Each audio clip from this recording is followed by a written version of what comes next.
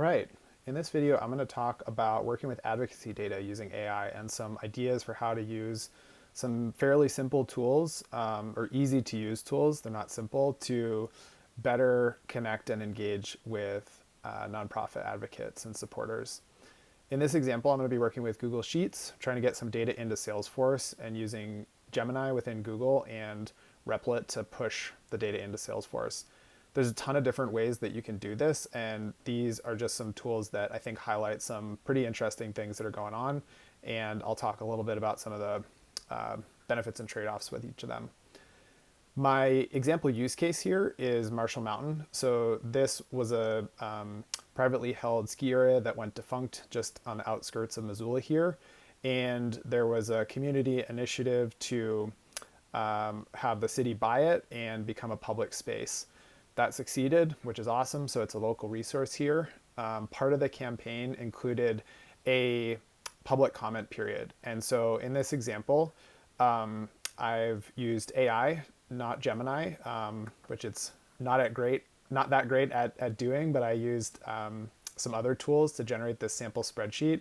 So all the names and contact info are hypothetical here, but this should look pretty similar to advocacy data if you're using an advocacy platform where you engage with supporters, provide kind of a comment to send to their representatives that they can modify. So here in the supporter comments, we can see some of the comments are kind of the default example, but other people left particular additional comments here. In this example, I'm specifically looking at finding people who are interested in youth programming. And if my data set was really big, it could be quite time consuming to sift through and look for all those examples and then also get it into Salesforce. So I'm going to start by using Gemini to kind of explore the data a little bit. The first thing here, it kind of gives you a prompt, create an AI column. I'm just going to ask it to summarize the sentiment. So in this example, it's highlighting which comments are kind of concern or against the proposed project. So that's one really simple thing that it can start to turn that text into sentiment here. The next thing that I might want to ask it to do is to identify all of the examples that highlight youth programming of some kind. And so I'm going to use this AI function, and I'm going to say, look at the comment here, and this is just regular Excel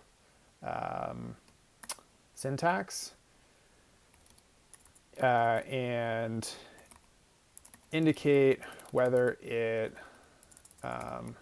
mentions kids or youth in support of the project. All right, so that gives it all the information it needs, and you can see in this example, yes, it does. Awesome. So we'll say youth supporter. This kind of starts to fill this out, which is great. So it's been started to categorize that. It can say, oh, it mentions families, but not specifically kids or youth. So that's pretty cool. And another thing to call out here is you can talk to Gemini here. So I could say, how many comments in column J are in support of the project.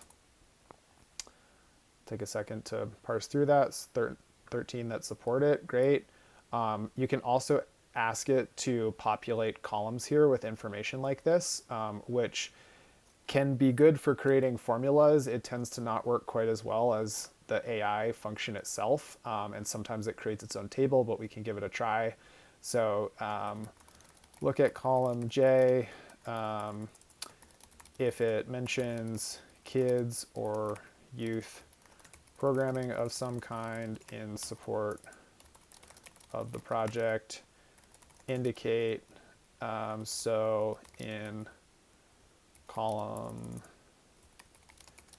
for each row.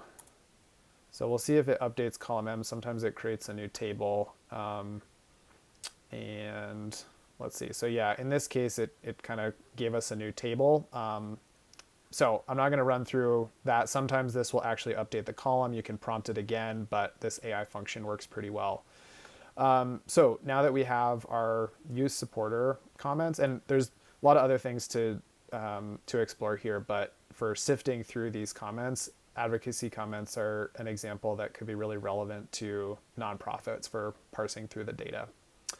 So the next step is to move this data, and specifically just our use supporters, into Salesforce. The old way of doing so, we'd categorize them, filter the column, kind of remove only the rows down to what we wanted to, maybe do the import ourselves, maybe hand it off to a Salesforce admin. I'm using this app called Replit to create an app that can do that for me. This is currently set up just for kind of me as a demo, but it is such that it could be deployed so that anybody could use it. I'm not going to get into those details right now, but you could build an app that anyone with a Salesforce account and a Google Drive account could hook into and connect to their org. It's a little easier if you want to just use it for your colleagues, the easiest to just do it for yourself. But this whole thing was created just by me talking to the app here. It took a couple hours and about $35 in AI credits. You can see here, it'll kind of show the tasks, the code that was changed, the cost for each step. And I can kind of cycle back through the conversation.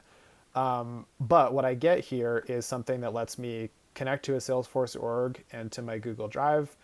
You will notice I'm using an OPSAT account here. So one thing to think about is just security. Are you accessing like through your own account or using some kind of service user? I'm not going to get into that too much here, but just thinking about how much access the AI has when you start hooking into your accounts is worth considering.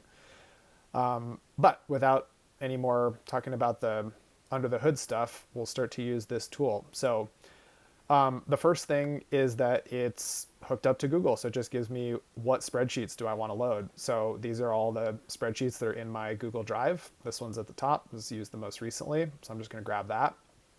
We can see sample data. It's already in here. It kind of gives us all this information, which is super cool. If I want to look at the whole comment, I can wrap text. That's, not super useful in this case, but just gives you a little, go ahead and refresh that. Oh, so it looks like I created this filter. Oh, there we go. Back to single line. Excuse me. So I just told it I wanted to be able to wrap text, and it built this for me, and then it clicks back to single line without me having to specify that I want to do that. Okay, so one of the cool things here is that in this example, I only want to pull in data where folks are categorized as use supporters. And so I'm going to filter here on my Google Sheet to just look at these particular comments that were use supporters. And here in Replit, one of the things I told the app I wanted was the filters to affect the data that's going to be imported. So this makes it really easy for anyone to just set the spreadsheet filters up for the data you want, and then that's what Replit's going to use. All right, so I'm going to go ahead and move forward. I currently just have email match set up. I could have this be name and phone number or address. I went down that path a little bit, decided let's just stick with email for the start, but here's something that you could say, I want an email match, or I want an name and phone number, something like that. Here you can see, here's my field mapping. This is pretty straightforward.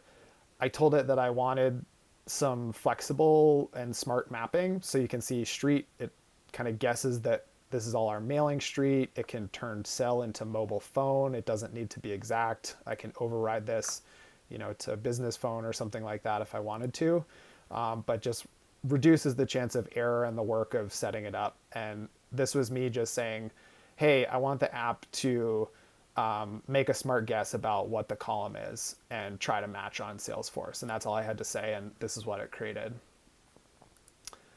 I want to add these contacts to a campaign. So here it's looking at the different campaigns I have in Salesforce. I can skip it if I want to, don't have to, but I'll go ahead and select my Youth Advocates campaign and can say, do I want to update a status or keep the existing status? And then, and this is pretty standard for a lot of tools, but part of the nice to have on top of some of the custom features. Another piece that I added is writing back the results to Google. So I can either use an existing column or have it create a new column called import status. So when I go ahead with the import, it'll tell me whether or not those rows were added successfully. Last, I have a review stage here. It tells me how many new contacts are going to be created, how many have matched by email address, are there any that need review? You can kind of compare, like, is there any data? So in this example, there's some data here that was not in the spreadsheet that is in Salesforce. There's a lot of things I could do with this, such as, saying, oh, I want to be able to select which field I should pick in which system if this was Andy Young in one system and Andrew Young in another, for example, and have kind of all that review happen right within this upload. So this is not a feature that I've seen in other uploads, and I just had to say, hey, just give me a comparison of, is it new, is it a match, and a field comparison that highlights the differences, and it just built that for me. I'll go ahead and start the import now. So it'll go ahead and process the contacts. It'll take just a second. Great, 5 were successful. I can first go back to my spreadsheet. You can see that it added this new column with success. So I've got 5 successes. I should see, when I refresh this, I should see a couple new contacts created. So this went from 23 to 25, perfect. And then here in my Youth Advocates campaign, I should have some more contacts that were loaded. Perfect. So there's my 5 contacts.